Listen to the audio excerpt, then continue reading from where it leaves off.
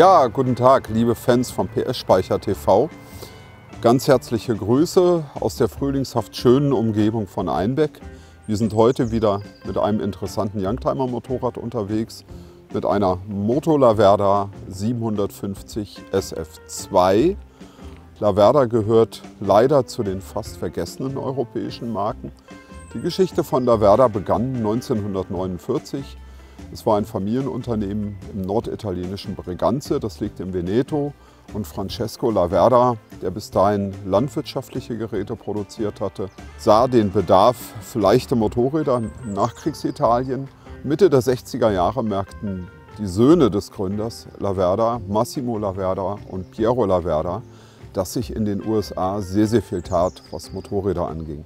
Und der Importeur, ein Kaufmann namens McCormack, überzeugte die Brüder Laverda, ein Superbike zu bauen, das eigentlich die technische Konzeption der Honda CB77, einer 305 Kubik Zweizylindermaschine, übernahm, aber gleichzeitig das Ganze in einen großen Hubraum transferierte. Das Motorrad erschien 1968 als 650er und wurde sehr rasch zur 750er, und das steht jetzt vor uns. 750 SF heißt 750 Super Freni, Super Bremse.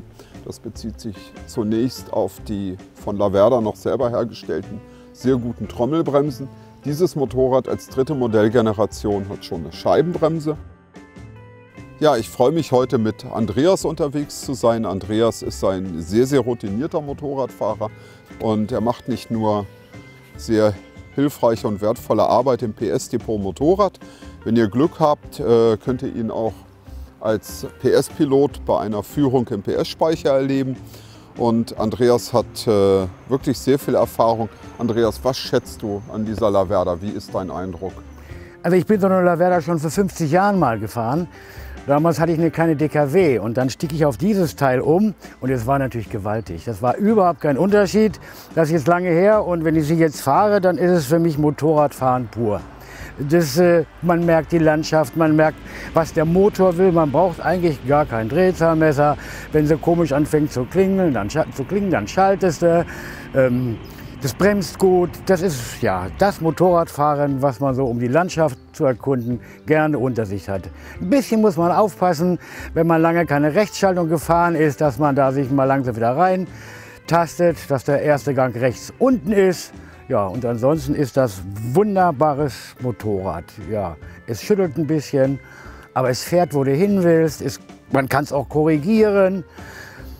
Meine Erfahrung ist, mit den ganz modernen Motoren ist man tendenziell immer viel zu schnell unterwegs. Dieses Motorrad sagt dir ganz genau, halt, pass mal auf, lass mal ruhiger gehen, und es macht eigentlich unglaublich viel Spaß, solche alten Schätzchen zu bewegen. Ja, herzlichen Dank, Andreas. Das war jetzt wirklich ein lebhafter Eindruck. Man kann sich vorstellen, wie du mit dem Motorrad unterwegs warst. Jetzt wird der eine oder andere staunen, auf dem Tank ist ja kein Laverda-Zeichen drauf. Das hat mit dem US-Importeur McCormack zu tun. Der verkaufte diese Motorräder und auch Motorräder anderer Marken unter seiner Handelsmarke American Eagle. Wobei ich sagen muss, dieses Motorrad ist kein waschechtes Original. Das ist eine SF2, die eigentlich originär für den europäischen Markt gedacht war. Das heißt, die hätte eigentlich Laverda-Schriftzüge haben müssen. Aber einem unbekannten Restaurierer hat es halt besser gefallen mit American Eagle Plaketten und dem Lenker der US-Version, einem hohen und breiten Tourenlenker, die Leute am Straßenrand vielleicht ein bisschen zu verwirren. Laverdas sind ja, wie gesagt, kaum bekannt. Anfang der 70er Jahre war das Motorrad die meistverkaufte 750er in Italien. Leider konnte das kleine Familienunternehmen mit dem Fortschritt der japanischen Motorräder, mit den immer höheren Leistungen, mit dem Plus an Fahrkomfort nicht mithalten und verschwand Ende der 80er Jahre vom Markt. Aber die Erinnerung ist gerade in Einbeck sehr lebendig. Piero Laverda, einer der beiden ehemaligen Firmenchefs, war schon zweimal zu interessanten Vorträgen und Besuchen bei uns im PS-Speicher, in der PS-Halle. Und es wird auch sicherlich noch ein drittes Mal geben. Also verfolgt das auf der Internetseite oder auch über PS Speicher TV. Irgendwann werden wir uns dem Thema Laverda noch mal gründlichst annehmen.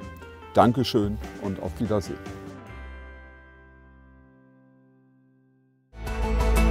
Unterstützen Sie den PS Speicher und werden Sie Mitglied bei den Förderfreunden PS Speicher.